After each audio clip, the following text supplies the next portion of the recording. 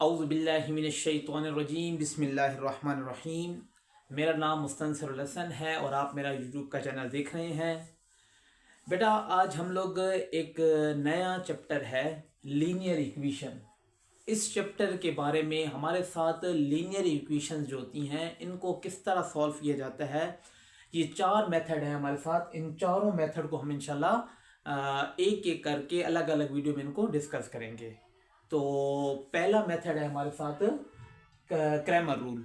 लेकिन Cramer rule बताने से पहले सबसे पहले हम ये सीख लेते हैं लीनियर इक्वेशन क्या होती है। आप लोगों को मैंने प्रीवियस, आप लोग अगर मेरे लेक्चर्स देखें तो इनमें आप लोगों को मैंने लीनियर इक्वेशन क्या होती है, कोऑर्डिनेट इक्वेशन क्या होती है, इसके बारे में मैंने बताया हुआ है। सिंपली आज हम ये कर लेते हैं क्योंकि हमारा टॉपिक तो ये है क्रैमर रूल के बारे में। तो सिंपली ये देख लें कि लीनियर इक्वेशन ये होती है जिसमें हमारे पास वेरिएबल जो होता है, जिससे क्या कहते हैं, हाँ, वेरिएबल जो है वो हमारे पास उसकी पावर 1 हो, उसके ऊपर जो डिग्री है ना ये 1 हो, तो वो सिंपली क्या है, लीनियर इक्वेशन है। तो जितनी भी लीनियर इक्वेशंस हैं उनको हल करने की ये 4 मेथड है, इनकी मदद से हम लोग हल करेंगे और फिर इंशाल्लाह लास्ट में डिस्कस करेंगे कौन सा मेथड बेहतर है और क्या जो भी चीज़ें हम इंशाल्लाह एंड में डिस्कस करेंगे।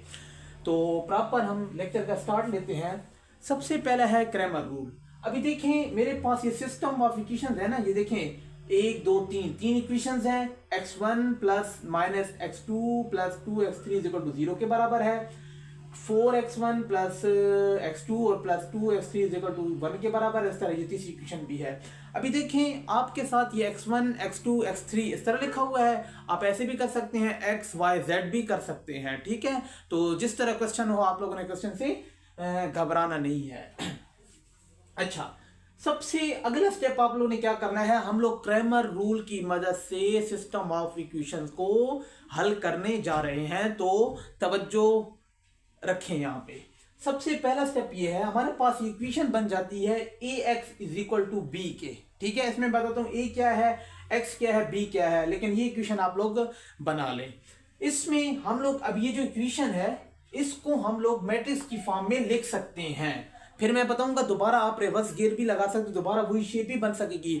अगर आप कोई भी मैथमेटिक्स में काम करते हैं, एक स्टेप करते हैं और स्टेप के बाद रिवर्स आप दोबारा वही स्टेप कर सकते हैं, तो वो आप लोगों को अलाउ है, आप ये काम कर सकते हैं। हम अक्सर कहते हैं ना कि आप लोगों ने अगर मैथमेटिक्स में 2 जमा करना है तो इक्वेशन के दोनों साइड पे सबको बराबर हिस्सा देना होगा, ठीक है। तो मेरे पास ये मैट्रिक्स है, इसमें मैंने क्या किया, मैट्रिक्स ऐसे बनाई, यहाँ पे x1 है, इसका कोफिशिएंट क्या है, 1 है। इस तरह x2 का कोफिशिएंट क्या है, -1 है। तो हम लोगों ने क्या लिख रहे हैं, हम वेरिएबल्स के कोफिशिएंट लिख रहे हैं। तीसरा है x3 की जगह पे 2 लिखा हुआ है तो हमने 2 लिख दिया है। इस तरह दूसरी इक्वेशन में x1 का कोफिशिएंट 4 है, 4 लिख दिया। x2 का कोफिशिएंट 1 है, 1 लिख दिया। x3 का कोफिशिएंट क्या है, 2 है, ये लिख दिया। इसी तरह तीसरी इक्वेशन का x1 का कोफिशिएंट 1 है, 1 लिख दिया। x2 का कोफिशिएंट 1 है, 1 लिख दिया। x3 का कोफिशिएंट 1 है, वो 1 लिख दिया। ये हमारे पास a हो गया, ठीक है बेटा, ये हो गया।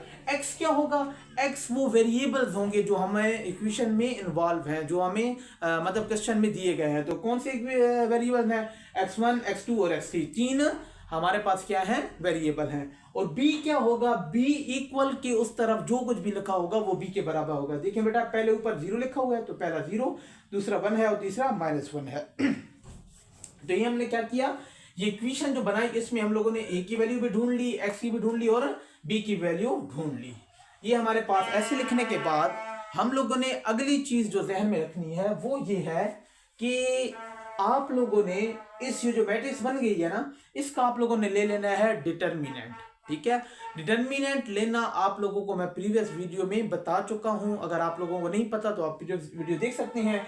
कैसे किया, मैंने इसका डिटर्मिनेंट ले लिया, पहले को छोड़ के इस ये कॉलम और ये रो इनको छोड़ के ये जो बच गए इनका, इसको इससे मल्टीप्लाई करें, दरम्यान में माइनस का साइन, इसको इससे मल्टीप्लाई करें और ये इसको हल करें। ये आप लोगों ने प्रीवियस वीडियो में देखा होगा, अभी दोबारा समझाया तो वीडियो थोड़ी लेंथी हो जाएगी, आप वहां पे देख सकते हैं। तो मैंने इसका डिटर्मिनेंट लिया, डिटर्मिनेंट मेरे पास क्या आया, नॉट इक्वल टू 0 आया, 7 के बराबर आया। देखिए जब भी डिटर्मिनेंट हमारे पास 0 के बराबर आ जाएगा तो हम लोग आगे काम नहीं कर सकते, क्योंकि 1/0 इन्फिनिटी के बराबर होता है, ठीक है। तो इसलिए हम लोगों ने 7 के बराबर है, नानी को 0 आ गया। यहां तक स्टेप आप लोगों को उम्मीद है समझ आ गई होगी। अगले स्टेप में आपने क्या करना है, ये थोड़ी सी काबिल तवज्जो बात है, वो ये है x1 देखिए, असल में तो हमें x1 x2 x3 की वैल्यू चाहिए ना, तो x1 हमें कैसे मिलेगा, x1 हमें मिलेगा ax1 इसका डिटर्मिनेंट डिवाइडेड बाय ये जो a का डिटर्मिनेंट हमारा है इसके बराबर। x2 हमें कैसे मिलेगा, ax2 का डिटर्मिनेंट डिवाइडेड बाय a का डिटर्मिनेंट। x3 कैसे मिलेगा, ax3 का डिटर्मिनेंट डिवाइडेड बाय a का डिटर्मिनेंट। अभी आप कहेंगे ये क्या बला है, ये चीजें क्या है, ये आप लोगों को मैं बता देता हूं। हम लोगों ने तो a का डिटर्मिनेंट लिया हो ना, ये 7, तो ये तो हम लोग हर उसके नीचे लिख देंगे। ये एक मैंने किया हुआ है, बाकी मैंने आप लोगों को असाइनमेंट के तौर पे दिया हुआ है। अगर आपको फिर भी समझ नहीं आती तो आप कमेंट सेक्शन में पूछ सकते हैं कि सर जी हमें इस बात की नहीं समझ आई, तो दोबारा मजीद इसको एक्सप्लेन करते रहेंगे। तो देखिए बेटा, हम लोगों ने क्या किया, x1 हमारे साथ ax1 का मतलब ये है कि हमारे पास ये जो इक्वेशन बनी हुई है ना, ये इसमें ये जो b की वैल्यू है ना, b की वैल्यू इसको उठा के इसी को ऐसे उठा के इस जगह पे रख दें, मतलब ये 0 हो जाएगा, ये 1 हो जाएगा और ये -1 हो जाएगा। बाकी इनको कुछ भी नहीं कहना, इनको नहीं छेड़ना। तो देखिए बेटा, मैंने क्या किया, 0 1 -1 इसी को उठा के यहाँ पे रख दिया, इसको नहीं लिखा। बाकी ये दो मैंने इसी तरह लिखे हुए, -1 है, 2 है, 1 है, 2 है, 1 1 इस तरह लिख दिया। ये हमारे पास x1 आ गया है, ठीक है। ये जो x1 का डिटर्मिनेंट ये लेंगे तो फिर काम चलेगा। इस तरह x2 का कैसे मिलेगा, x2 में आप लोगों ने इसी को उठा के इस जगह पे रख देना है, इस जगह पे जैसे वो पहले पे रखा था ना, अब यहाँ पे रख देना है, बाकियों को नहीं छेड़ना। तो मतलब कैसे होगा, ये 0 1 -1 हो जाएगा और ये इसी तरह ही रहेंगे। और इस तरह ये x1 है तो x2 लिखेंगे और इस तरह इसको कंटिन्यू करेंगे। x3 कैसे लिखेंगे, इसी को उठा के इस जगह पे रख देंगे और बाकी दोनों को नहीं छेड़ेंगे और इसको इस तरह रहेंगे। मतलब x3 ये है ना, ये इसे कोफिशिएंट है तो इनको उठा के यहाँ पे रख देना है, बाकी ऐसे लिख देना है और इसको फिर हल करेंगे। अगर मेरी बात नहीं समझ आई आप पूछ सकते हैं। पहले स्टेप को देख लें। मैंने क्या किया, इसको उठा के यहाँ पे रखा, बाकी उसको इनको कुछ नहीं कहा, नहीं छेड़ा, और नीचे ए का मक्ता, ए का डिटर्मिनेंट जैसे ये मैंने लिखा हुआ है। तो इसका डिटर्मिनेंट मालूम करने का तरीका आपको पता है, 0 लिख देंगे, ये कॉलम ये रो छोड़ के इनको आपस में मल्टीप्लाई करेंगे, ये आपको कैलकुलेशन का पता होगा। ये हल किया मैंने, x1 की वैल्यू मुझे मिली 3 + 4 डिवाइड बाय 7। ए का जो डिटर्मिनेंट था हमारे पास 7 आया था ना, तो वही 7 लिखा, तो 7 ऊपर भी नीचे भी 7, 7 डिवाइड बाय 7 1 के बराबर आता है। तो x1 की वैल्यू क्या आई, 1 के बराबर है। इसी तरह मजीद जो x2 है वो मैंने आपको बता दिया है, उस तरह आप पुट करें, इसको हल करें, 7 पे डिवाइड करें, जो भी रिजल्ट आए आप लिख लें। इस तरह x3 का भी लिख दें। तो मैंने डायरेक्ट जो है ना x2 x3 की वैल्यू लिखी है और आप लोगों को ये असाइनमेंट दिया है, होमवर्क दिया है कि आप मजीद x2 x3 की वैल्यू खुद ट्राई करें। अगर मसला हो तो फिर इंशाल्लाह डिस्कस करेंगे। तो x2 की वैल्यू हमारे पास -1 आई है, x3 की वैल्यू भी -1 आई है। तो ये हमारे पास क्या था, क्रैमर रूल की मदद से हम लोगों ने लीनियर इक्वेशन को हल किया है।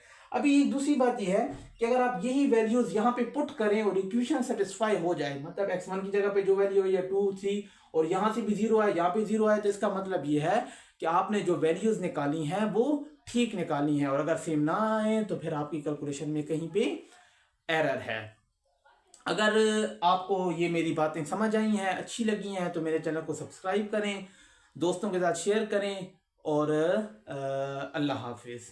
मज़ीद ये है कि अगर आप इसको कोई क्वेश्चन हो तो आप कमेंट सेक्शन में पूछ सकते हैं।